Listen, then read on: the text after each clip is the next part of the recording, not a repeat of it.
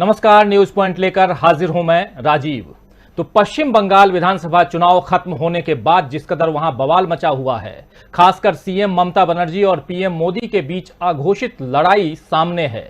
पश्चिम बंगाल के chief secretary आलापन बंदोपाध्याय या बनर्जी यानी कि चीफ सेक्रेटरी को लेकर तलवारें खींची हुई हैं। उससे साफ नजर आ रहा है कि ममता बनर्जी की सरकार को अस्थिर करने की पूरी कोशिश आने वाले समय में भाजपा करेगी। लेकिन दूसरी तरफ बीजेपी का अपना राज्य उत्तर प्रदेश भी इन दिनों अस्थिर है।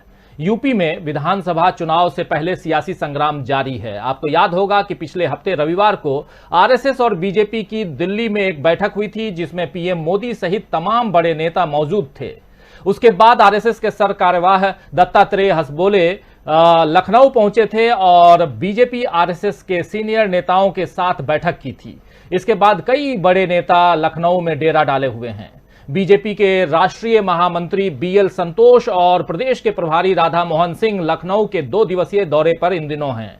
बताया जा रहा है कि बीएल संतोष और राधा मोहन सिंह ने आज डिप्टी सीएम केशव प्रसाद मौर्य के साथ बंद कमरे में करीब आधे घंटे तक बातचीत की है और इसके बाद बीएल संतोष ने deputy CM doctor Dinesh Sharma के साथ भी बातचीत की। इसके अलावा योगी कैबिनेट के कई और सदस्यों के साथ भी अलग अलग मुलाकात करके सरकार के कामकाज की जानकारी हासिल की गई है। लेकिन यह भी बताया जा रहा है कि भाजपा के कुछ और विधायक और कार्यकर्ता भी इन दोनों वरिष्ठ नेताओं से मिलना चाहते थे, लेकिन उन्हें मिलने नहीं दिया गया, या कहें तो उनके मिलने का कोई प्रोग्राम पहले से तय नहीं किया गया। कुछ नेताओं की नाराजगी भी साफ दिखाई दी।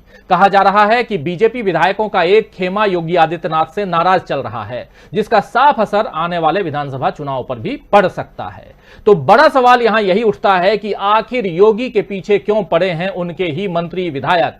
क्या आने वाले समय में योगी आदित्यनाथ को सत्ता पर काबिज रहना मुश्किल हो जाएगा?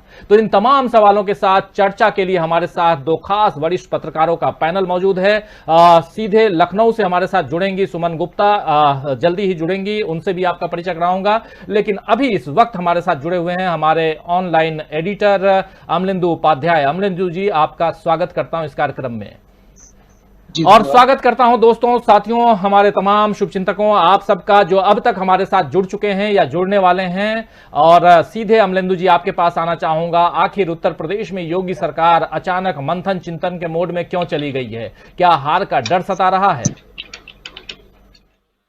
देखिए, निश्चित तौर पे हार का डर तो सता ही रहा है और इसीलिए सारी तैयारियां चल रही है। हार का डर तो है, इसे कोई इनकार कर ही नहीं सकता है। हार का डर तो निश्चित तौर पे तभी सब तैयारी चल रही है, लेकिन उस हार के डर की वजह से क्या बदलाव होंगे, देखने वाली चीज ये होगी कि भारतीय जनता पार्टी इस हार को, अब चूंकि भी लंबा समय है चुनाव के समय और जितना समय है उतने में बहुत सी तैयारियां की जा सकती हैं, तो कुल मिलाकर भारतीय जनता पार्टी क्या तैयारियां करती है और किस तरीके से इससे निपटती है, इस असंतोष से जो उसके खिलाफ इस समय उत्पन्न हो रहा है उत्तर प्रदेश में भी, पूरे देश में भी।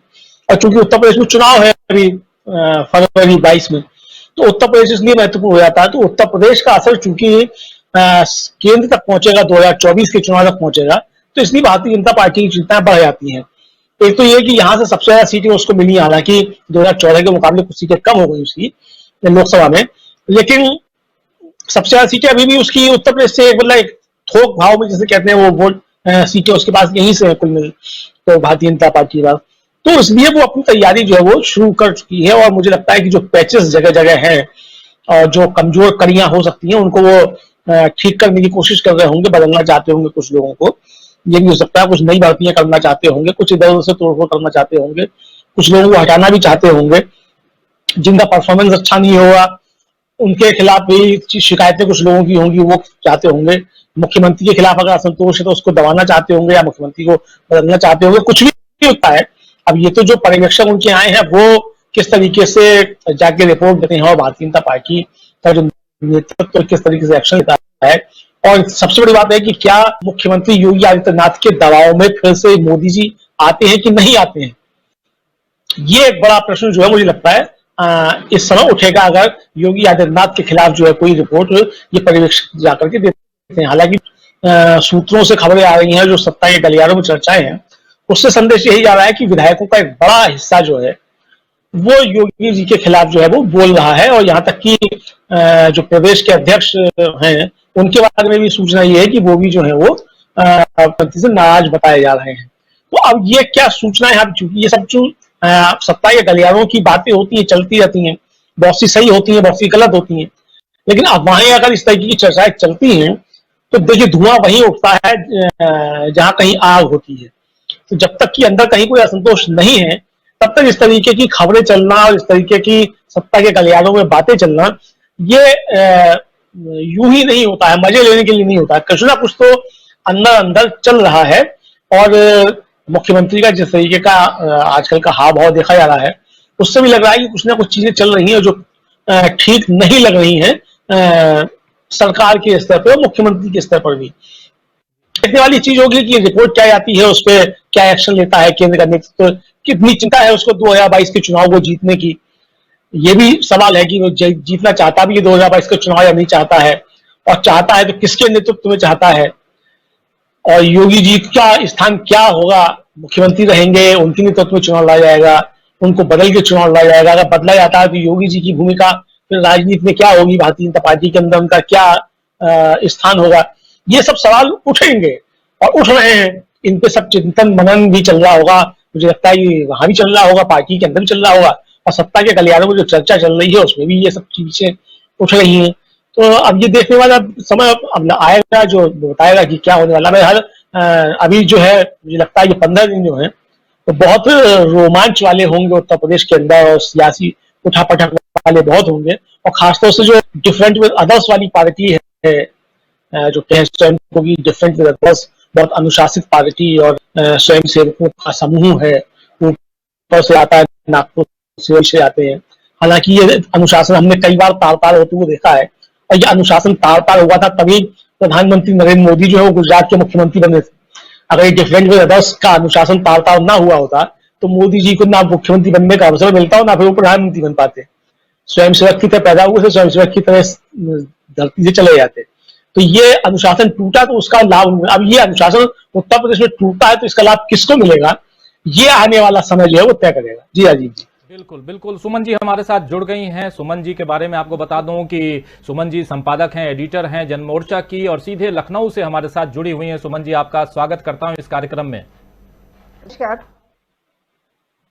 थोड़ा कनेक्टिविटी में मैं देख रहा हूं कि डिस्टरबेंस है सुमन जी के साथ में, लेकिन फिर भी मैं चाहूंगा कि हमारे जो अपने विचारों से हम तमाम लोगों को, हमारे साथ जो तमाम दर्शक जुड़े हुए हैं, सबको अपने विचारों से अवगत कराएंगी। और सवाल यही है, आप लखनऊ में हैं सुमन जी, और पिछले दिनों लगातार हम लोगों ने देखा इस कोरोना काल में जिस प्रकार उत्तर प्रदेश जो है वो काफी हाईलाइट हुआ, और खासकर उत्तर प्रदेश में आप और हम सब ने देखा कि चाहे वो गंगा में तैरती हुई लाशें हों या गंगा के किनारे दफन की गई लाशें हों, और उसके अलावा भी कोरोना के जो मरीजों की संख्या अचानक बढ़ी, इसको लेकर के भी, और फिर कोरोना काल में खासकर इलाहाबाद हाई कोर्ट का जो एक फरमान आया था कि लॉकडाउन लगाइए, उसके खिलाफ योगी आदित्यनाथ का सुप्रीम कोर्ट जाना, फिर फाइनली कर्फ्यू के नाम से लॉकडाउन घोषित करना, बहुत सारी चीजें इस पिछले महीने 1.5 महीने में हमने देखा। लेकिन साथ साथ अभी पिछले सप्ताह भर से हम ये भी देख रहे हैं कि एक कवायद फिर से शुरू हो गई है कि वहां यानी कि उत्तर प्रदेश में आने वाले चुनाव में बीजेपी को फिर से सत्ता में वापस कैसे लाया जाए, ये साफ नजर आ रहा है। सवाल ये है कि आखिर जब तमाम नेता, बीजेपी के वरिष्ठ नेता आज लखनऊ में डेरा डाले हुए हैं, ऐसे में कई विरोध के स्वर भी सुनाई दे रहे हैं, दबी जुबान में ही सही। आपको क्या लगता है कि एक ये जो योगी सरकार है वो अस्थिरता की ओर बढ़ रही है? क्या उनके ही लोग यानी कि योगी आदित्यनाथ के ही जो साथी हैं या उनके जो कैबिनेट के साथी हैं वो अब योगी आदित्यनाथ को उतना पसंद नहीं कर रहे हैं? उनकी लोकप्रियता में भी ऐसे गिरावट देखी गई है जनता के बीच, लेकिन क्या उनकी लोकप्रियता अपने मंत्रियों संतरियों के बीच और अपने विधायकों के बीच भी गिर रही है? ये कई सवाल हैं जिनके साथ मैं आपके पास आना चाहूंगा, और चर्चा को आगे मैं चाहूंगा कि आप बढ़ाएं और अपनी बातें रखें। जी, जैसा आप कह रहे हैं, ये सवाल तो जिस दिन ये सरकार में ये हुआ था कि मुख्यमंत्री कौन हो, बीजेपी ने जब इलेक्शन लड़ा था तो उन्हें को चेहरा नहीं था उत्तर प्रदेश में जनता पार्टी। और अच्छा जैसे इतना प्रचंड बहुमत मिला तो ये सवाल उठने लगा था कि उस समय अध्यक्ष थे केशव प्रसाद मौर्य जी और पब्लिक जो बैकवर्ड जो कास्ट सुमन के जी, लोग आपकी थे आवाज बीच जो बीच में बिल्कुल कट जा रही है। मैं कहूंगा जी अपने पिछड़ी साथियों को जातियों के एक जो बार लोग फिर थे से अब कनेक्ट करने की कोशिश करें। और उससे पहले ये मैं सीधे फिर से वॉइस आ अमलेंदु रही है जी आपके हमारी पास क्या? आना चाहूंगा कि मेरी कई आवाज सवालों के साथ अमलेंदु जी आप जी सुमन जी, अगर शायद आवाज आपकी आ रही है तो जी बताएं। मेरी वॉइस मिल रही है? हाँ, मिल रही है। मेरी मिल रही है? जी मिल रही है। हेलो, मिल रही है जी। तो ये सवाल तो जब ये सरकार गठित हुई थी, गठन के पहले ही ये सवाल उठ रहा था कि मुख्यमंत्री कौन होगा उत्तर प्रदेश का, क्योंकि उत्तर प्रदेश में भारतीय पार्टी ने कोई चेहरा नहीं घोषित किया और शायद इलेक्शन के पहले तो ये उम्मीद कतई नहीं थी, क्योंकि उत्तर प्रदेश में 1992 की घटना के बाद से भारतीय जनता पार्टी एक तरीके से तीसरे चौथे पायदान पे चली गई थी। क्योंकि जब भी वो आई तो या तो मायावती के आई थी और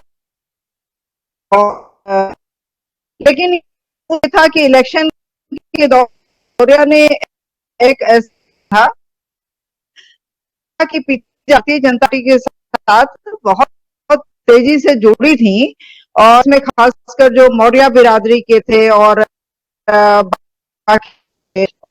मैसेज किया था कि सुमन जी, आवाज बिल्कुल बीच बीच में बहुत गड़बड़ आ रही है। आपके पास आऊंगा, लेकिन उससे पहले सीधे अमलेंदु जी आपके पास आना चाहता हूं। सुमन जी का थोड़ा उनकी आवाज का चेक कीजिए। मैं अपने प्रोड्यूसर से कहूंगा कि क्या गड़बड़ी है जरा देखें। लेकिन बहुत सारी बातें, और मैं चाहता था कि सुमन जी इस कार्यक्रम में बनी रहें और अपने विचारों को, और खासकर बहुत ही पैनी नजर रखती हैं उत्तर प्रदेश की राजनीति पे और इंटरनेट की कनेक्टिविटी। पिछले दिनों में लगातार देख रहा हूं कि उत्तर प्रदेश से थोड़ी सी गड़बड़ दिखाई दे रही है। हमारे एक और साथी अभी 2 दिन पहले भी उनको जोड़ना चाह रहा था, लेकिन वो नहीं जुड़ पाए थे। और शायद इस बीच जो तूफान आया था, उस तूफान का असर उत्तर प्रदेश में भी दिखाई दिया। और खासकर एक तूफान और आया हुआ है, सियासी तूफान, सियासी संग्राम जो हम कह भी रहे हैं, वो संग्राम जो है आखिर कैसा क्या है ये समझने की कोशिश करेंगे। लेकिन अमलेंदु जी, सीधे आपके पास आना चाहूंगा कि आखिर ये जो कई सारे लोग जो हैं बीजेपी के वहां डेरा डाले हुए हैं, ये हम देख रहे हैं, लेकिन साथ साथ केशव प्रसाद मौर्य जो हैं वो लगातार चर्चा में बने हुए हैं। और अभी ये कहा जा रहा है कि केशव प्रसाद मौर्य को हो सकता है कि डिप्टी सीएम से हटा करके उन्हें सीधा ले जाया जाएगा संगठन में और शायद उन्हें अध्यक्ष बना दिया जाएगा। लेकिन दूसरी तरफ एक दूसरे खेमे से ये भी बात आ रही है कि शायद केशव प्रसाद मौर्य जो हैं वो बीजेपी छोड़ करके समाजवादी पार्टी भी ज्वाइन कर लें। तो बहुत सारी बातें चल रही हैं, एग्जेजरेशन होता है, बातें बढ़ा चढ़ा के भी कही जाती हैं, बहुत अनुमान भी लगाए जाते हैं। लेकिन आपके पास क्या कुछ खबरें हैं ये जानना चाहूंगा अमलेंदु जी। इस बीच सुमन जी के साथ में जैसी आवाज जो है वो क्लियर आती है तो सुमन जी को भी जोड़ूंगा। लेकिन अमलेंदु जी जरा अपनी बात रखिए केशव प्रसाद मौर्य की तरफ। देखिए केशव प्रसाद मौर्य के बारे में जो एक बात चल रही है कि वो समाजवादी पार्टी ज्वाइन कर सकते हैं, मुझे लगता है कि अगर समझदार व्यक्ति होंगे तो राजनीतिक तौर पर आत्महत्या नहीं करेंगे। क्योंकि अखिलेश यादव, एक तो पहली बात तो ये कि अभी ये कोई पता नहीं है कि अखिलेश यादव सत्ता में आएंगे भी कि नहीं आएंगे। दूसरा ये कि अखिलेश यादव क्या उनको मुख्यमंत्री बना देंगे? जो अपने चाचा को जो बर्दाश्त नहीं कर पाते हैं वो केशव प्रसाद मौर्य को जो है वो कुछ दे देंगे स्थान, मुझे नहीं लगता है। और सपा का इतिहास है, आज का नहीं पुराना इतिहास है, बहुजन समाज पार्टी के तमाम प्रदेश अध्यक्ष भगवत पाल से लेकर के और कौन कौन जो है वो सब जो है समाजवादी पार्टी में शामिल हुए, और आज कहाँ है कोई नहीं जानता ये कहाँ चले गए, किस गुमनामी के अंधेरों में खो गए कुल मिला के। तो केशव प्रसाद मौर्य की जो स्थिति है वो केशव प्रसाद मौर्य की वजह से नहीं है, वो भारतीय जनता पार्टी की वजह से ये केशव प्रसाद मौर्य की स्थिति। मतलब केशव प्रसाद मौर्य को अगर ये गलतफहमी हो जाए कि उनका स्वतंत्र अस्तित्व है, मैं फिर कहूंगा कि केशव प्रसाद मौर्य आज भी स्वामी प्रसाद मौर्य से बड़े नेता मौर्य शाह कुशवाहाओं के नहीं है। मौर्य शाह कुशवाहा वो चंक के रूप में बहुजन समाज पार्टी को वोट देता था स्वामी प्रसाद मौर्य की वजह से, और स्वामी प्रसाद मौर्य ने जब बहुजन समाज पार्टी जोड़ी उसकी वजह से था वो वोट मिला इस खेमे का भारतीय जनता पार्टी को। अगर ये गलतफहमी केशव प्रसाद मौर्य को ही उनकी वजह से मिला तो मैं इस पे कुछ नहीं कह सकता कुल मिला के। तो इसलिए मुझे नहीं लगता है कि वो इस तरीके करेंगे। लेकिन हाँ, ये सही है कि केशव प्रसाद मौर्य के साथ अन्याय बहुत हुए हैं और भारतीय जनता पार्टी जो स्वयं को जो है बहुत अनुशासित और कार्यकर्ताओं का सम्मान करने वाली इंटरनल डेमोक्रेसी वाली पार्टी कहती है, उसके अंदर अगर एक समर्पित कार्यकर्ता जो बुरे से बुरे समय में पार्टी के साथ रहा, और भाई जिस समय चुनाव हुआ था उसमें तो कोई उम्मीद ही नहीं थी भारतीय जनता पार्टी पावर में भी आ जाएगी। तो ऐसे समय में जिसने आपकी पार्टी की नैया खेई है, तो अगर आप उसके साथ इतना दुर्व्यवहार करते हैं, आप उसको पहले सपने दिखाते हैं कि मुख्यमंत्री बनाया जाएगा, फिर आप उसको जब मुख्यमंत्री बनने का समय आता है तो मनु सिन्हा को ले आते हैं और पता नहीं क्या होता है बंद कमरे के अंदर की, फिर वो केशव प्रसाद मौर्य बीमार पड़ जाते हैं, अस्पताल में भर्ती हो जाते हैं, ये सब चीजें आती हैं। अब क्या दबाव था उनके ऊपर, क्यों बीमार पड़ गए, ये सब तो अब अफवाहें हो सकती है, चर्चाएं हो सकती है। इसके बारे में तो केशव प्रसाद मौर्य ठीक से जानते होंगे, भाजपा का नेतृत्व ठीक से जानता होगा कि वो बीमार क्यों पड़े उस समय और अस्पताल में भर्ती क्यों हुए। फिर आप उसके बाद जो है योगी आदित्यनाथ को लेकर के आ जाते हैं। तो योगी आदित्यनाथ ने कुल मिलाकर भारतीय जनता पार्टी से मतलब छीनी है एक तरीके से सीएम की कुर्सी। ऐसा नहीं है कि भारतीय जनता पार्टी ने उनको सेट में दे दी है, मुफ्त में दे दी है योगी आदित्यनाथ को। लेकिन आज की स्थिति जो है वो 2014 से बहुत ज्यादा भिन्न है। तो आज की स्थिति में भारतीय जनता पार्टी क्या करती है देखने वाली चीज होगी। जहां तक केशव प्रसाद मौर्य का सवाल है, मुझे नहीं लगता है कि वो छोड़ने की गलती करेंगे। क्योंकि देखिए, आप अगर पार्टी छोड़ते हैं या पार्टी को नुकसान पहुंचाने की कोशिश करते हैं, आप पार्टी में रहकर के नुकसान ज्यादा पहुंचा सकते हैं। लेकिन आप पार्टी से बाहर जाएंगे तो पहली बात तो आपकी पहले ही दिन जो स्थिति है खुल जाएगी, आपके साथ विधायक कितने हैं। अगर मान लीजिए आपके साथ 10 विधायक भी नहीं आए तो फिर आपका जो बना बनाया ऑरा है वो एकदम तुरंत समाप्त हो जाएगा। हमने देखा है कि इसी तरीके की कुशवाहा जो पहले भी गलती कर चुके बिहार में, RLSP वाले, और उसके बाद हम लोगों ने देखा कि बिहार की सड़कों पे जो मतलब जो केंद्रीय मंत्री होता था मोदी जी के कैबिनेट में, बिहार की सड़कों पे पुलिस उसके साथ क्या व्यवहार कर रही थी, और फिर लौट के नीतीश जी के पास चले गए। तो मुझे लगता है कि राजनीति में देखिए विक्षोभ बहुत होते हैं और आदमी उस विक्षोभ के ऊपर अगर कंट्रोल करके ले आता है तो लंबे समय में कामयाब होता है। लेकिन अगर उतावलेपन में उस विक्षोभ में कोई गलत फैसला ले लेता है या उतावलापन करता है और अपनी स्थिति को ठीक से नहीं भांप पाता है तो नुकसान होता है। एक तो ये चीज समझनी होगी कि केंद्र में भी भारतीय जनता पार्टी की सरकार है, मजबूत सरकार है। उत्तर प्रदेश में भी भारतीय जनता पार्टी की सरकार है, गवर्नर उनकी है, गुजरात से आई हुई है, गुजरात मॉडल वाली मुख्यमंत्री हैं। हालांकि उनको भी था वो बेआबरू होकर वहां से निकलना पड़ा था गुजरात से मुख्यमंत्री के पद से, लेकिन वो काम तो पार्टी का ही कर रही है, स्वयंसेवक की तरीके से ही काम कर रही है। भले ही उन्होंने शाखा का भी ज्वाइन नहीं की हो, क्योंकि महिलाओं को इजाजत नहीं है शाखा में जाने की, लेकिन जो काम कर रही है वो सब नागपुर के इशारे से ही हो रहा है काम। गवर्नर भी जब वहां है तो आप कोई बड़ा चंक तोड़ पाएंगे, मुझे नहीं लगता है कि केशव प्रसाद मौर्य जो कोई बड़ा चंक जो है वो तोड़ने की स्थिति में होंगे। हाँ, अपना व्यक्तिगत जो है अपना प्रभाव दिखा सकते हैं, कुछ पार्टी के नेताओं को कर सकते हैं। देखिए, एक और बड़े नेता हुआ करते थे कुशवाहा बिरादरी की बहुजन समाज पार्टी में, बाबू सिंह कुशवाहा, आज कहाँ है। बिल्कुल, जब मुख्यमंत्री मायावती जब हुआ करती थी तो एक तरीके से उनके सबसे बड़े कुलकमीन समझे जाते थे और बहुत दबदबा था उनका। लेकिन आज कहां है, कोई पूछ रहा है आज बाबू सिंह कुशवाहा को। समाजवादी पार्टी के साथ भी हाथ मिलाया, क्या दे दिया समाजवादी पार्टी ने। तो ये जो स्थितियां हैं कुल मिला के मुझे नहीं लगता है कि केशव प्रसाद मौर्य इस तरह की कोई गलती करेंगे। लेकिन अगर करते इस तरह की गलती तो मुझे लगता है कि वो बहुत सोच समझ के करेंगे, इस तरह का कोई कदम उठाएंगे और अपना आगा पीछा भविष्य सब सोच करके करेंगे। क्योंकि ये बहुत सी चीजें फिर खुल के आएंगी। आप जैसे ही पार्टी छोड़ेंगे तो तमाम एजेंसियां सक्रिय हो जाएंगी, पुलिस सक्रिय हो जाएगी, CBI सक्रिय हो जाएगी, CID सक्रिय हो जाएगी, ED सक्रिय हो जाएगी।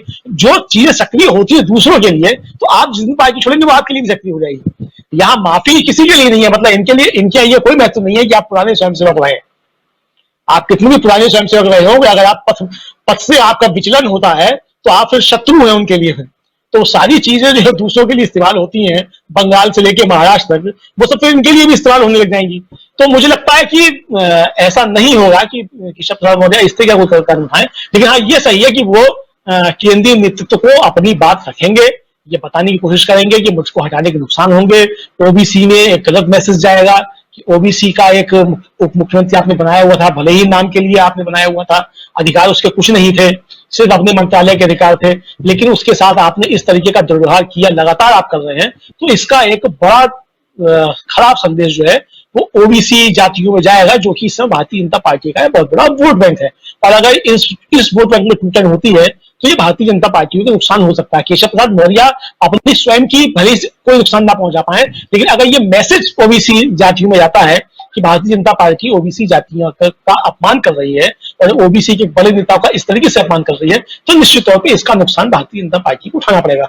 अब ये योगी आदित्यनाथ की और केशव प्रसाद मौर्य की दुश्मनी है, आपस की राजनीतिक दुश्मनी कहिए, सिर्फ वैसी दुश्मनी नहीं, राजनीतिक दुश्मनी है, इसलिए ये सब चल रहा है। ये केंद्रीय नेतृत्व ना आए तो मुझे लगता है केंद्रीय नेतृत्व की तरफ से शायद इस तरह की बात नहीं होगी, योगी जी की तरफ से शायद कुछ नाराजगी हो सकता है कि वो भी सत्ता संतुलन की स्थिति होगी।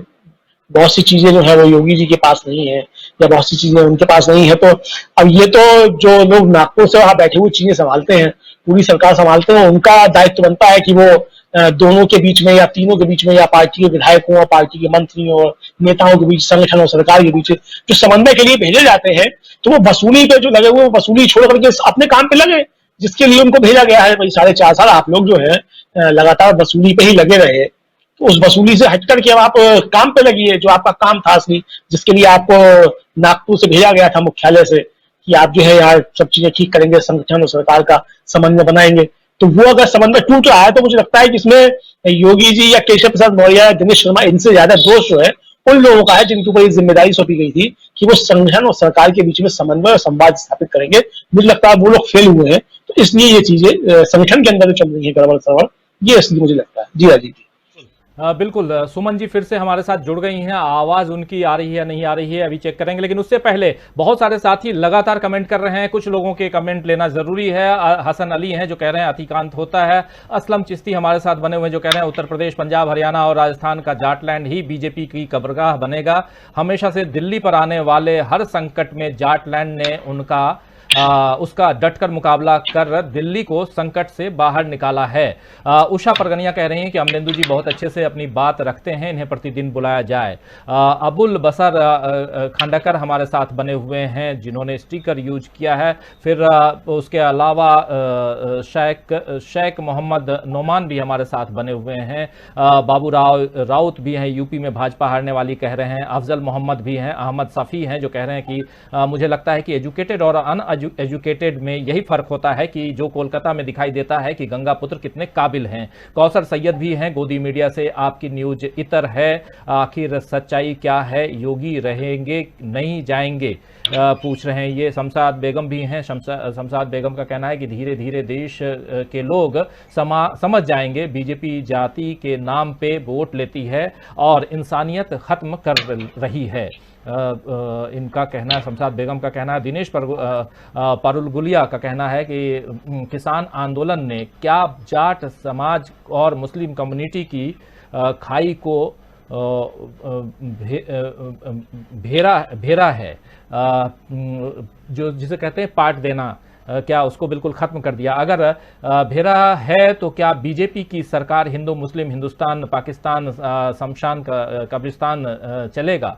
ये एक बड़ा सवाल है। दिनेश पारुलिया जी का सवाल बहुत इंपॉर्टेंट सवाल है, इस पर बिल्कुल चर्चा होनी चाहिए कि क्या आप याद कीजिए कि मुजफ्फरनगर दंगा के बाद 2013 में जो हुआ था, उसके बाद पहली बार ऐसा हुआ कि किसानों का जो आंदोलन है उस आंदोलन में जाट भी और मुसलमान भी सब एक साथ दिखाई दिए। और खासकर दोस्तों मैं अपनी आंखों देखी बता रहा हूं, जो गाजीपुर बॉर्डर है वहां पर कई लोगों से मेरी बात भी हुई थी, मुसलमानों से भी और जाटलैंड से आए हुए, मतलब कि ये पश्चिमी उत्तर प्रदेश के जो जाट हैं उनसे भी। और इन लोगों का कहना है कि हम लोगों के बीच जो खाई थी वो खत्म हो चुकी है और हम सब किसान हैं और इस बार हम सब मिल करके इस सरकार को मजा चखाएंगे। और दोनों के बीच में वो जो दुश्मनी एक जो उत्पन्न हो गई थी, जो जातीय संघर्ष या सांप्रदायिक संघर्ष की जो नौबत आई थी, उसके बाद से आज की स्थिति बिल्कुल बदली हुई जरूर है। लेकिन चुनाव में अभी 6 महीने का वक्त है, तो इसलिए दिनेश जी आगे क्या कुछ होगा ये देखना होगा। Mithilesh Maurya MSc mathematics, thanks sir ji कह रहे हैं। फिर मोहम्मद अब्बास भी हमारे साथ बने हुए हैं।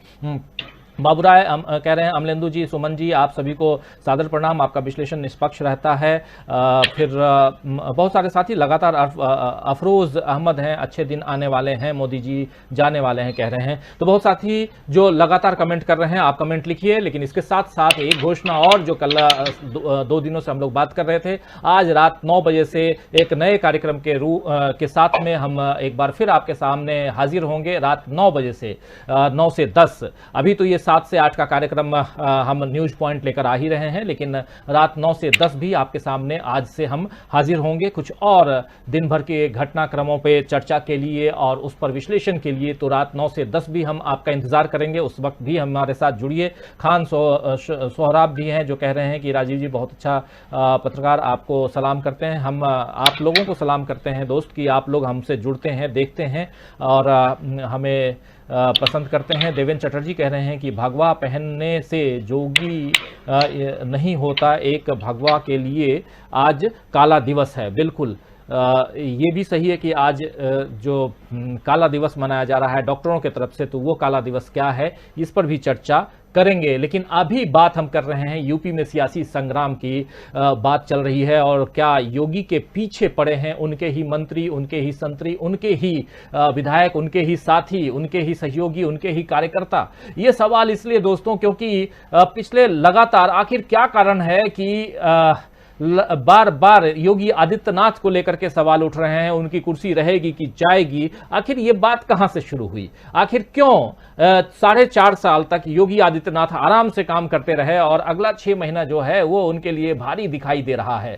क्यों कई लोग जो हैं, कई उनके साथी योगी आदित्यनाथ के अचानक खिलाफ हो गए हैं, उनकी मुखालफत करने लगे हैं, ये समझना होगा। और यही समझने के लिए इस कार्यक्रम में हम लोग बैठे हुए हैं। सुमन जी हमारे साथ जुड़ नहीं पा रही हैं या मुझे बताएंगे हमारे साथी की जुड़े हैं कि नहीं, जुड़ गई हैं या नहीं जुड़ गई हैं।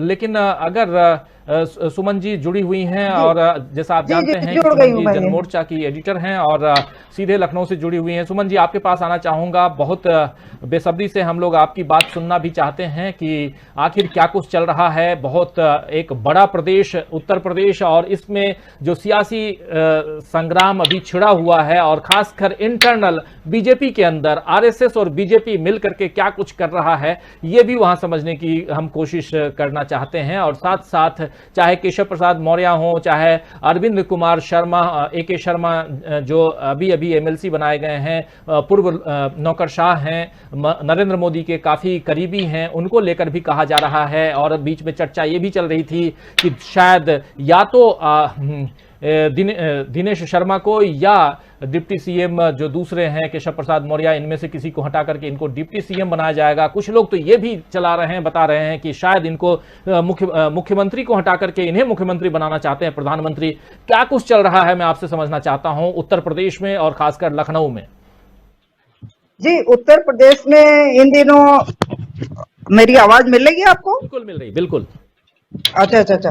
उत्तर प्रदेश में इन दिनों जब से ये कहिए कि शर्मा जी का उत्तर प्रदेश में प्रवेश हुआ है नौकरशाह से राजनीति के रूप में, तो एक तो आते ही उनको विधान परिषद का सदस्य बना दिया गया और उनके आने के साथ ही ये बात सोची जाने लगी थी कि अगर जिस नौकरशाह को 2 साल पहले वॉलंटरी रिटायरमेंट दे करके और उत्तर प्रदेश की राजनीति में भेजा जा रहा है, क्योंकि ये माना जा रहा है कि ये प्रधानमंत्री नरेंद्र मोदी जी के बहुत नजदीक हैं और मऊ के रहने वाले हैं, यानी कि पूर्वांचल के हैं, तो इसलिए इनको महत्वपूर्ण विभाग या महत्वपूर्ण जगह तो दी ही जाएगी। लेकिन ये माना जा रहा था कि इनको डिप्टी CM बनाया जाएगा, फिलहाल CM नहीं बनाया जाएगा, डिप्टी CM बनाया जाएगा। ये इनके आने के साथ ही इस चर्चा का दौर शुरू हो गया था। लेकिन इसके बाद, इसके पहले भी ऐसा नहीं है कि उत्तर प्रदेश में ये सवाल नहीं उठा था। ये सवाल मैंने पहले भी अभी जब डिस्कनेक्ट हम लोग हो गए थे तभी मैंने ये बात कही थी कि जब भी जैसे ही बीजेपी सरकार का गठन हुआ था और मुख्यमंत्री के रूप में योगी आदित्यनाथ की घोषणा हुई थी, उसी के साथ भारतीय जनता पार्टी के अंदर अंतर विरोध की शुरुआत उसी के समय हो गई थी। लेकिन चूंकि जब शीर्ष नेतृत्व मजबूत होता है, किसी का हाथ किसी की पीठ पे होता है, तो बाकी लोगों को ये बात कहने की हिम्मत नहीं होती है या बाकी ज्यादा अंदर विरोध करने की अपने जो असंतोष होता है उसको दबा के रखते हैं। जब अवसर मिलता है तो वो असंतोष देखने को मिलता है। विधानसभा में भी सुमन जी, आपको लगभग रोकना 1.5 चाहूंगा, साल बीच में एक ब्रेकिंग खबर है, जरा मैं दोस्तों को उस ब्रेकिंग खबर को दिखाऊं। सीबीएसई की 12वीं की बोर्ड परीक्षा रद्द कर दी गई है।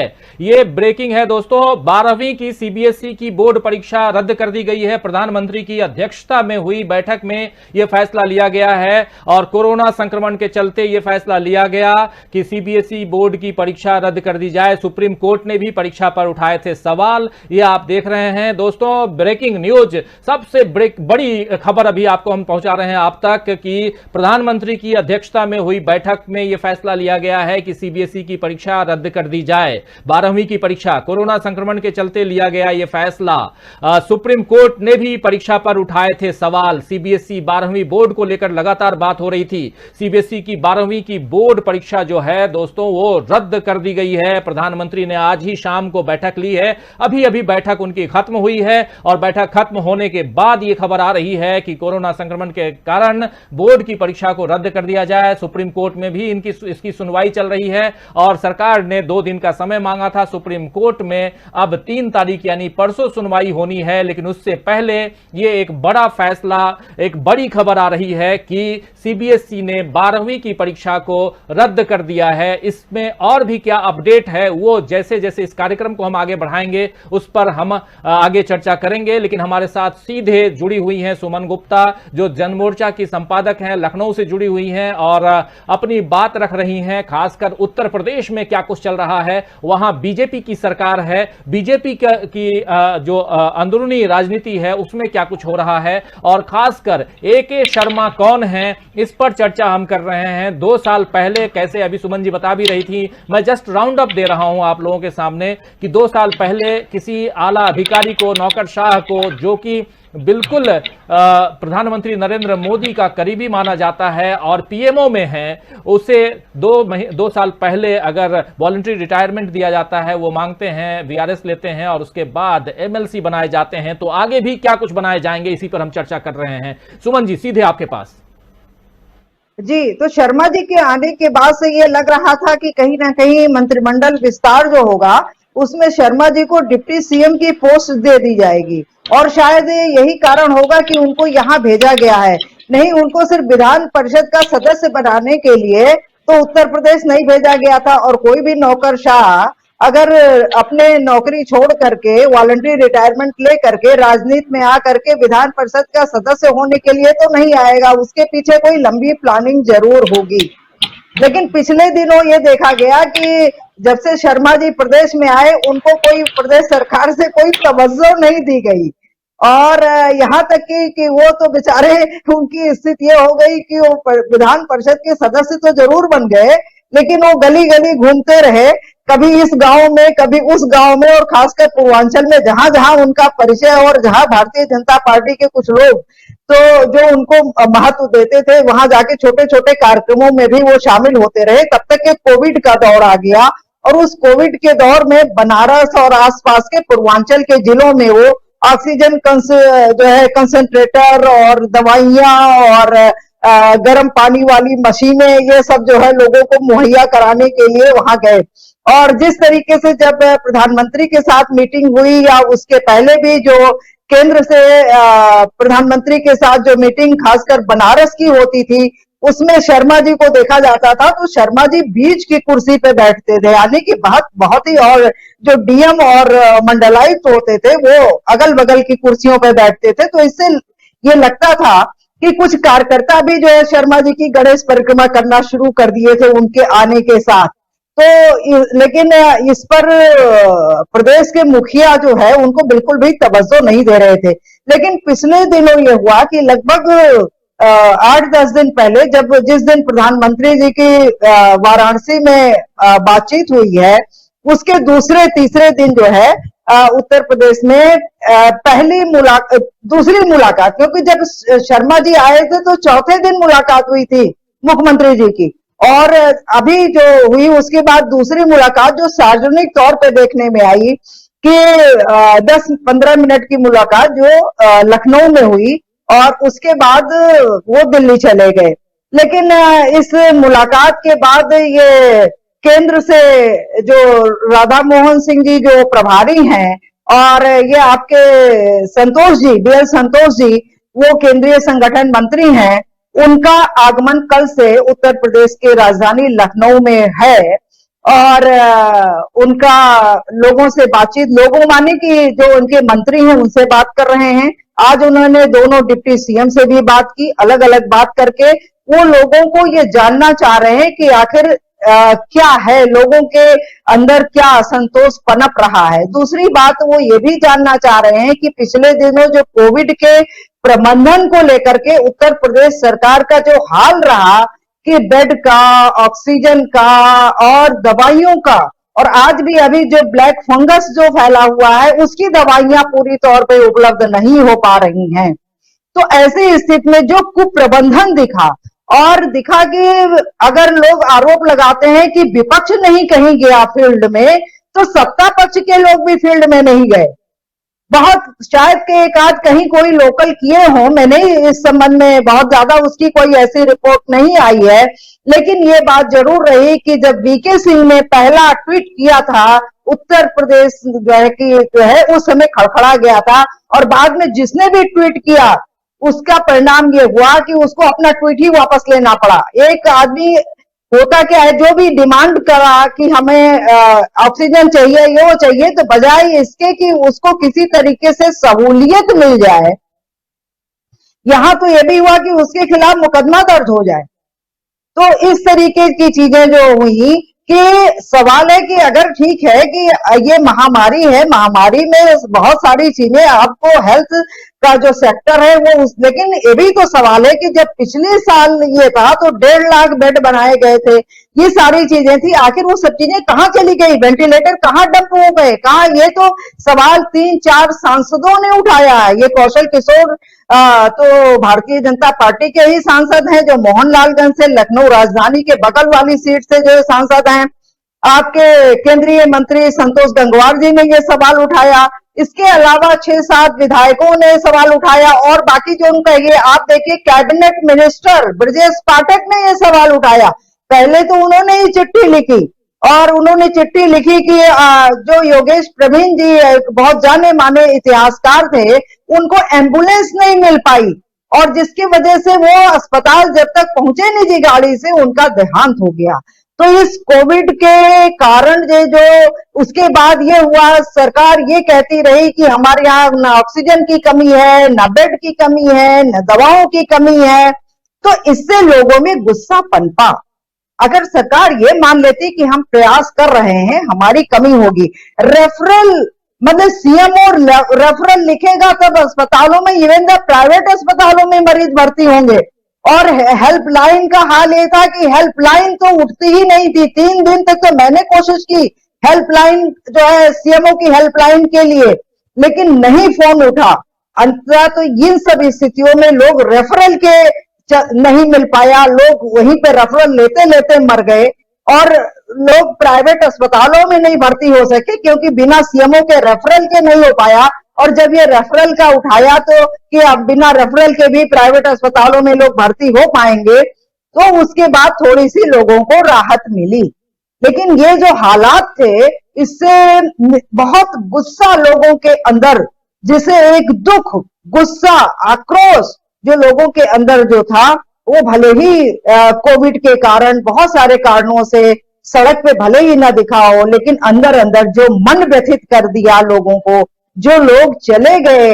और सरकार ये कहती रही कि नहीं, जो आंकड़े हैं, आखिर ये बताइए, आंकड़े तो वहां के हैं ना, जो अस्पतालों में भर्ती हुए ना, वहां जिनकी डेथ हुई, ये वहां जो गए कितने लोग, जैसे आप कहते हैं संस्थागत प्रसव, तो संस्थागत प्रसव जो अस्पताल में जाएंगे उन्हीं का तो आप रिकॉर्ड करते हो, जो होम आइसोलेशन में है, जिनका आरटीपीसीआर नहीं हुआ, जिनको यही नहीं पता चला कि उनको कोरोना है, वो सांस हांफते हांफते वो मर गए, उनको ऑक्सीजन नहीं।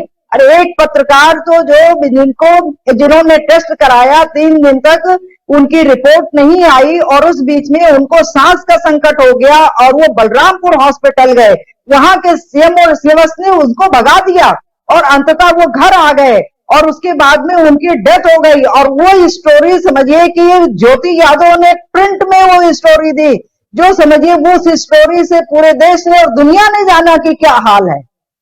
तो इन हालातों को इस प्रबंधन को लेकर के एक नया आक्रोश लोगों में हुआ। और 4.5 साल की सरकार, जब चूंकि अब ये इलेक्शन ईयर है, तो इलेक्शन ईयर होने के कारण भी जो लोग अभी तक चुप बैठे थे उनको बोलने का मौका मिल गया, जो भारतीय जनता पार्टी में अभी अपनी आवाज उठा नहीं पा रहे थे। तो अब ये डैमेज कंट्रोल के तहत ये हो रहा है कि उत्तराखंड में तो उन्होंने चुपचाप से चीफ मिनिस्टर को बदल दिया, लेकिन उत्तर प्रदेश में ये बहुत आसान नहीं है। और क्योंकि जिस तरीके से मुख्यमंत्री योगी आदित्यनाथ जी का कद बढ़ाया गया कि कोई भी ऐसा प्रदेश नहीं था जहां इलेक्शन हुआ हो और उनके स्टार प्रचारक के रूप में वो ना गए हों। बंगाल हो, बिहार हो, कहीं का भी हो, तो वो झारखंड हो, तो वो उनके कद को तो इस तरीके से बढ़ाया गया भारतीय जनता पार्टी और राष्ट्रीय स्वयंसेवक संघ के तौर पे, और उन्होंने भी जिस तरीके की ब्रांडिंग की, उसमें कि एक भावी प्रधानमंत्री के रूप में उनकी ब्रांडिंग चल रही थी। और जो उत्तर प्रदेश का मुख्यमंत्री हो जाता है तो वो फिर खैर देश का प्रधानमंत्री बनने का सपना देखने ही लगता है, उसमें तो कोई दो राय नहीं है। और ये मायावती जी भी ये सपना उनके पास भी था, और मुलायम सिंह जी भी थे, उनका भी था। तो ये तो उत्तर प्रदेश चूंकि एक बहुत बड़ा आबादी की दृष्टि से राज्य है जहां सबसे ज्यादा लोकसभा की सीटें हैं, तो ये सब ऐसे कारण हैं जो राजनीतिक महत्वाकांक्षा, खैर जो राजनीति में आता है उसकी महत्वाकांक्षा अपनी जगह पे है।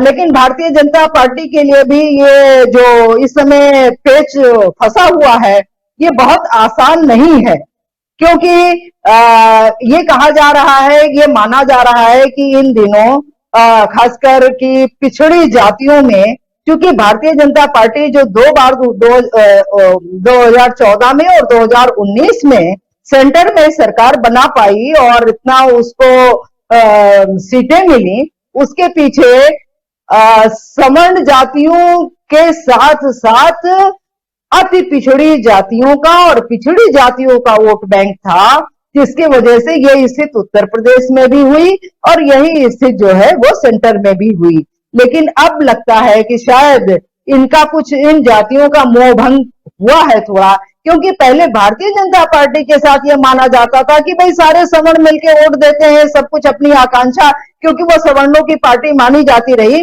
लेकिन जब मुख्यमंत्री बनाने का सवाल आता है तो कोई पिछड़ा मुख्यमंत्री बन जाता है, जैसे कि कल्याण सिंह के समय में यह सवाल बहुत खड़ा होता था। लेकिन इस बार चूंकि सवर्ण मुख्यमंत्री हो गया तो अब लोगों को लगता है कि अब जो है, जैसे कि केशव प्रसाद मौर्य जी के बारे में माना जा रहा था कि अगर सरकार बनी तो वो मुख्यमंत्री होंगे, और उनकी जो बिरादरी में तो जो लोग सपोर्ट करने के लिए आए थे उनको भी लगता है कि ये तो बड़ा मोहभंग हो गया कि हम तो इसलिए सपोर्ट किए थे, लेकिन हमारी बिरादरी का तो कुछ हुआ नहीं, बल्कि एक सवर्णों को जो है बना दिया गया। इसमें सबसे बड़ा कारण कम्युनिकेशन गैप भी है, क्योंकि जिस तरीके से हम सेंटर में देखते हैं उसी तरीके से हम यूपी में भी देखते हैं कि बाकी मिनिस्टर्स और बाकी विधायकों का और बाकी मंत्रियों का कोई ऐसा नहीं है कि बहुत अच्छा कम्युनिकेशन हो। ये एक बहुत बड़ा कारण है। बिल्कुल सुमन जी, अभी आपके पास आऊंगा फिर से, लेकिन उससे पहले बहुत सारे साथी लगातार कमेंट कर रहे हैं, उनके कुछ कमेंट लेना चाहता हूं। कुंदन बिहारी जो हैं वो अमलेंदु जी का कांटेक्ट नंबर मांग रहे हैं, बाद में जरूर अमलेंदु जी का कांटेक्ट नंबर हम दे देंगे आपको, लेकिन उससे पहले अमलेंदु जी अभी स्क्रीन पे हैं, आपको कोई सवाल पूछना हो तो उनसे आप पूछ सकते हैं। फरगत अली भी हमारे साथ में, मदीना का मुसाफिर लगातार बने हुए हैं। सीमा खातून कह रही हैं कि सर मेरा मन करता है कि मैं सारे बच्चों की टीचर बनूं और सबको पढ़ाऊं। बहुत अच्छी बात आप कह रही हैं और पढ़ाना भी चाहिए, लेकिन इस बीच जो खबर अभी आई दोस्तों, जो हमने ब्रेकिंग खबर आपको दी थी कि 12वीं बोर्ड की सीबीएसई की परीक्षा जो है उसे रद्द कर दिया गया है, वो परीक्षा रद्द हो गई है और प्रधानमंत्री नरेंद्र मोदी की अध्यक्षता में बैठक हुई, उसके बाद यह फैसला लिया गया। और इससे पहले सुप्रीम कोर्ट में भी याचिका दायर की गई थी और सुप्रीम कोर्ट ने 2 दिन का समय प्रधानमंत्री की जो सरकार है यानी कि मोदी सरकार, उनको 2 दिन का समय दिया गया है और 3 तारीख को उस पर सुनवाई होनी है। आगे क्या कुछ होगा हम बताएंगे। तौसीफ खान है जो कह रहे हैं कि राजीव जी मैं आपसे बहुत नाराज हूं, मैं सऊदी अरब से आपको देखता हूं, अगर आप मेरे मैसेज का रिप्लाई नहीं करते हैं तो ऐसा क्यों, सबसे अच्छा आपका चैनल है। तौसीफ भाई माफी चाहूंगा आपसे। आप कई बार ऐसा होता है कि कई लोगों के नाम या कई लोगों के सवाल, कई लोगों के विचार छूट जाते हैं। चर्चा में हमारे साथ और साथी रहते हैं, वरिष्ठ पत्रकारों का पैनल होता है, उनकी बातों उनकी विचारों को भी हम रखते हैं, तो कई बार ऐसा छूट जाता है। ऐसा नहीं है कि जानबूझ करके मैं या हमारे साथी या हमारा चैनल जो है किसी को इग्नोर करता हो, ऐसा नहीं है, कई बार छूट जाता है। लेकिन आप देखते हैं शिद्दत के साथ, ये बहुत खुशी होती है कि आप वहां रह करके भी, देश से बाहर रह करके भी देश की राजनीति, देश की खबरों में आप रुचि रखते हैं, ये सबसे बड़ी बात है। बद्री विशाल हैं जो कह रहे हैं राजीव जी मैं बद्री विशाल कुशवाहा यूपी से हूं, अगर मौर्य जी अब बीजेपी में ही रहते हैं तो बैकवर्ड के लिए बैकवर्ड के लिए माने नहीं रखता है, आखिर वो किए ही क्या हैं। इनका कहना है बैकवर्ड्स के लिए मौर्य जी जो हैं यानी केशव प्रसाद मौर्य, उन्होंने कुछ नहीं किया है, इसलिए कोई मायने नहीं रखता कि वो कहीं रहें, वो बीजेपी में रहें या और कहीं जाएं। अब उनका एक जो जनाधार था वो कमजोर हो चुका है, बद्री विशाल का कहना है। रवि कुमार कह रहे हैं सही है, तौसीफ खान लगातार बने हुए हैं। उसके अलावा शमशाद बेगम भी हैं जो कह रहे हैं ट्विटर पे कंगना टाइप के लोग गवर्नमेंट को अच्छे लगते हैं, सवाल करने वाले नहीं।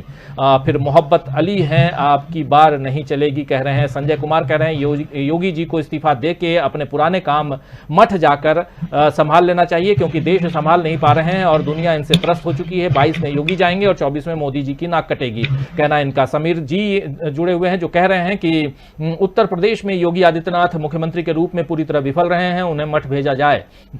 हिंदी कॉमेडी का कहना है कि मोदी भगाओ देश बचाओ, देश जनहित में जारी। अभिषेक गुप्ता योगी जी अब मंदिर में पूजा करनी चाहिए उनको। असलम चिश्ती का कहना है कि अब बीजेपी घूम फिर कर हिंदू मुस्लिम मंदिर मस्जिद जाट यादव भारत पाकिस्तान जैसे मसले पर आकर सिमट जाएगी। चुनाव में लोगों को संविधान और जागरूक रहने की आवश्यकता है।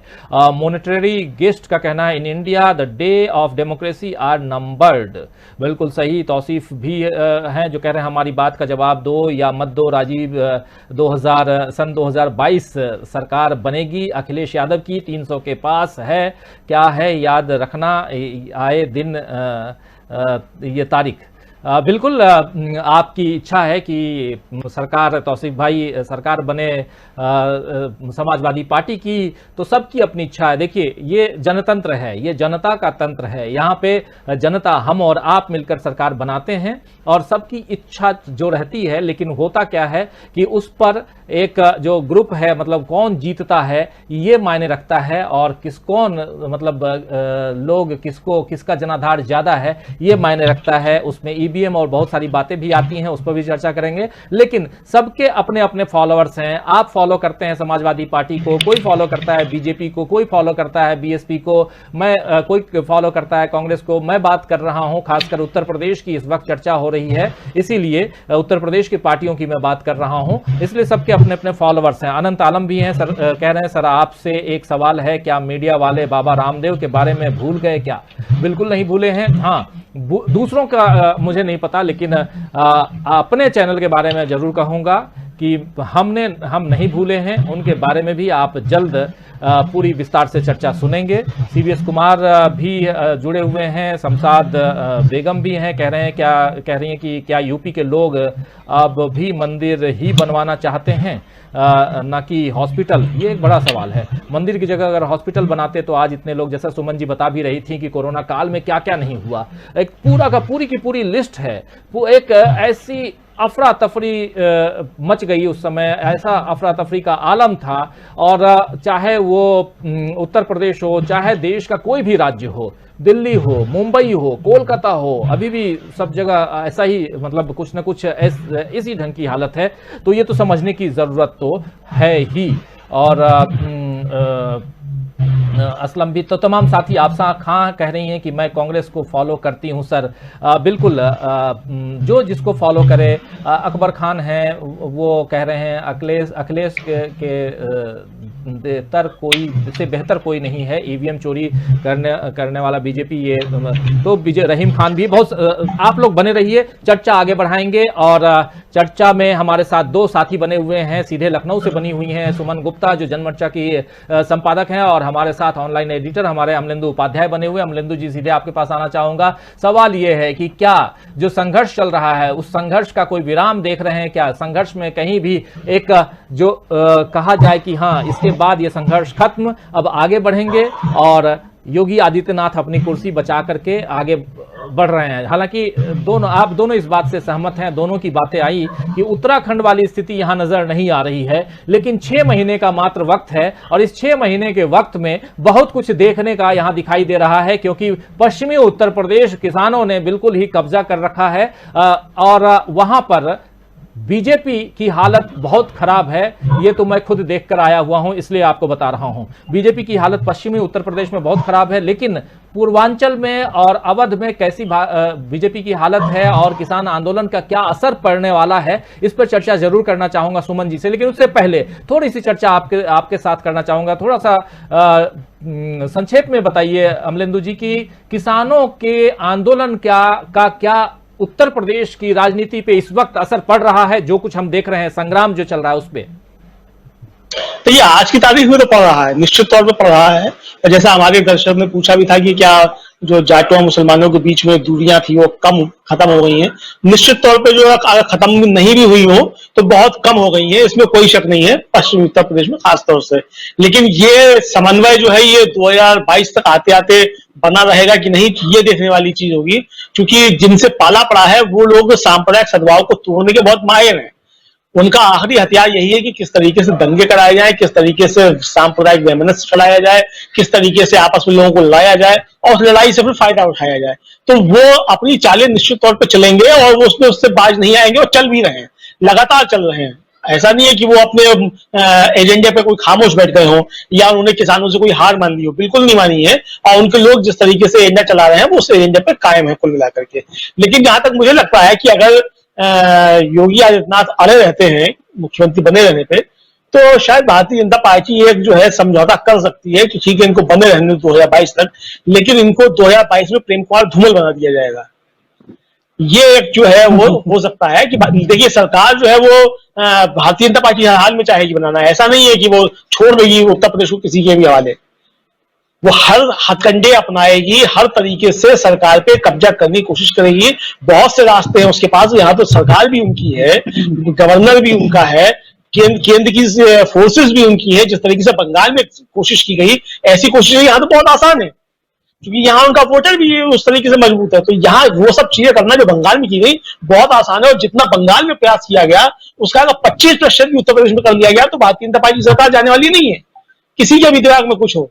जो चीजें बंगाल में की गई है वो अगर उत्तर प्रदेश में की गई तो फिर भारतीय जनता पार्टी की सरकार बनेगी। वो पूर्ण बहुमत से बने या नहीं बने, या बहुमत से बने और योगी जी चुनाव हार जाए, कुछ भी हो जाए, ऐसा कुछ भी हो सकता है सब। लेकिन अगर योगी जी अभी नहीं छोड़ते तो मुझे लगता है कि ये जो केंद्रीय नेतृत्व है उसके दिल में ममता बनर्जी की तरीके से चुभ जाएंगे और उद्धव ठाकरे की तरीके से चुभ जाएंगे बिल्कुल। और उद्धव ठाकरे तो खैर इस स्थिति में है कि उन्होंने अपना बदला ले लिया, लेकिन योगी जी उस स्थिति में हो पाएंगे कि नहीं हो पाएंगे, ये बड़ी देखने वाली चीज होगी। क्योंकि देखिए गोरखपुर में भी जो उपचुनाव वगैरह हुए हैं और खासतौर से जो पंचायतों के चुनाव हुए उसमें योगी जी का जो खुद का भाग है उसमें बड़ी स्थिति खराब रही थी, तो ये बड़ी चीजें उठी थी। तो जो स्थानीय समीकरण होते हैं और फिर केंद्रीय नेतृत्व जैसे चाहेगा, तो जिस समय चुनाव आयोग की अंडर में सब चीजें आ जाएंगी तो योगी जी फिर बिल्कुल शक्तिविहीन हो जाएंगे, भले ही मुख्यमंत्री हो। चलेगा सब कुछ फिर अमित शाह जी के यहाँ से, केंद्रीय सरकार जो है वो सब कुछ करेगी, तो उनकी तरफ से चलेगा। ऐसे में फिर क्या चीजें बनेगी ये देखने वाली चीज होगी। आज की स्थिति जो है वो अभी रोचक है और आगे कुछ दिन तक और बनी रहेगी। जी राजीव जी। सुमन जी, आपके पास भी आना चाहूंगा और थोड़ा संक्षेप में चाहूंगा क्योंकि समय भी अब समापन की ओर है, इस कार्यक्रम के समापन की ओर हम बढ़ रहे हैं। सवाल यह है कि किसान आंदोलन यहां पश्चिमी उत्तर प्रदेश तो हम देख रहे हैं कि क्या कुछ चल रहा है, लेकिन आप अवध में हैं, उसके अलावा पूर्वांचल है, बहुत सारी चीजें आप देख रही हैं। किसान आंदोलन का असर पड़ता हुआ दिखाई दे रहा है क्या आज की तारीख में? अगर आने वाले समय में चुनाव जो कि होना ही है समय पे, आज ही खबर पढ़ रहा था कि चुनाव आयोग ने कहा है कि आने वाले राज्यों में जो चुनाव है जिसमें उत्तर प्रदेश है, उत्तराखंड है, पंजाब है, खास 3 राज्य हैं, उसके अलावा गोवा भी है, मणिपुर भी है। 5 राज्यों में चुनाव होना है और समय पर चुनाव करवाने के लिए प्रतिबद्ध है चुनाव आयोग, यानी चुनाव जो है वो समय पर ही होगा। अभी तक आज की खबर बता रहा हूं। वैसी स्थिति में आपको लगता है कि किसान आंदोलन एक बड़ा असर करने वाला है इस सरकार पे, खासकर बीजेपी की सरकार, योगी की सरकार पे? ये किसान आंदोलन कहाँ, जहां तक पूर्वांचल और अवध का प्रश्न है, यहाँ तो बहुत ज्यादा उसका प्रभाव नहीं रहा है, लेकिन जहां बहुत सारे मुद्दे हैं, ये गांव में ये बात तो चली गई है कि इस कानून में जरूर कुछ गलत है। क्या गलत है भले ही ये लोग ना कहें, लेकिन जरूर कुछ गलत है, जिसकी वजह से ये किसानों का जो है नुकसान करने वाला कानून है और इतने सारे किसान आंदोलित हैं। तो ये एक पॉइंट तो रहेगा, भले ही ये प्रमुख मुद्दा ना बन पाए, खासकर पूर्वांचल और अवध में, क्योंकि यहाँ किसान की स्थिति दूसरी है। यहाँ किसान का देखिए तो बड़े जोते कम हैं, छोटी जोते हैं, जो खुद जो है बाहर जाकर के कमाते हैं और वो छोटी सी जोतों पे अपना काम करते हैं। जिसके लोग बाहर नहीं कमाते, उनके खेती भी ठीक ठाक नहीं हो पाती है। तो यहाँ स्थितियां इस क्षेत्र में कुछ ज्यादा ही हैं। जी बिल्कुल।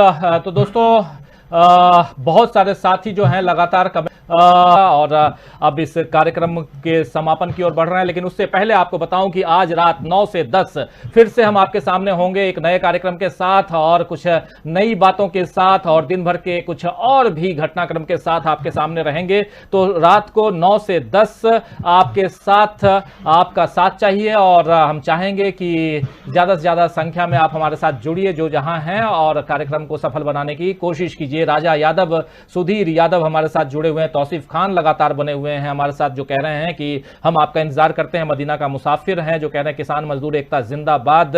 संगत भी हैं, वो लगातार लिख रहे हैं। सीमा खातून जय किसान लिख रही हैं। फिर फहीम शाह खान भी हैं, योगी जैसे लोगों को पूजा पाठ करना चाहिए, इन जैसे लोगों को देश या सूबा नहीं चला सकते, कहना अकबर खान भी हमारे साथ। उसके अलावा राजा यादव, सुधीर यादव, जावेद लखीमपुरी कह रहे हैं सर आप बहुत अच्छी पत्रकारिता करते हैं, आपकी पत्रकारिता से मैं बहुत प्रसन्न हूं।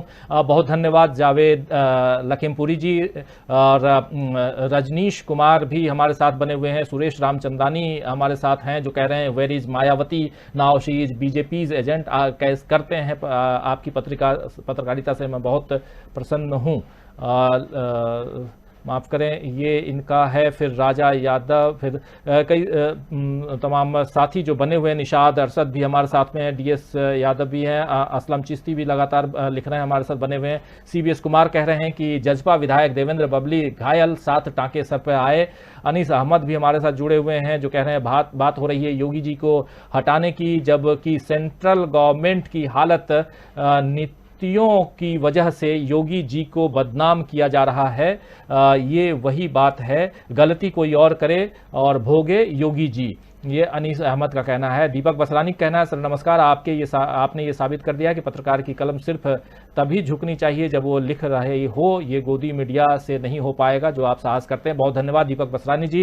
अनीश मौर्य कह रहे हैं केशव प्रसाद मौर्य को कोई वोट नहीं देगा, ये पूरा का पूरा गुलाम है। राजा यादव भी जुड़े हुए हैं, तमाम साथी जो लगातार बने हुए हैं जुड़े हुए हैं। देवेंद्र चटर्जी हैं जो कह रहे हैं कि आज का ओपनिंग प्रोग्राम 9 से 10 जरूर साक्षी बनूंगा। गणेश अपकोता कह रहे हैं सर एक मुख्यमंत्री को असफल होने के बाद हटाने की कवायद चल रही है, एक असफल प्रधानमंत्री को क्यों नहीं हटाया जा सकता।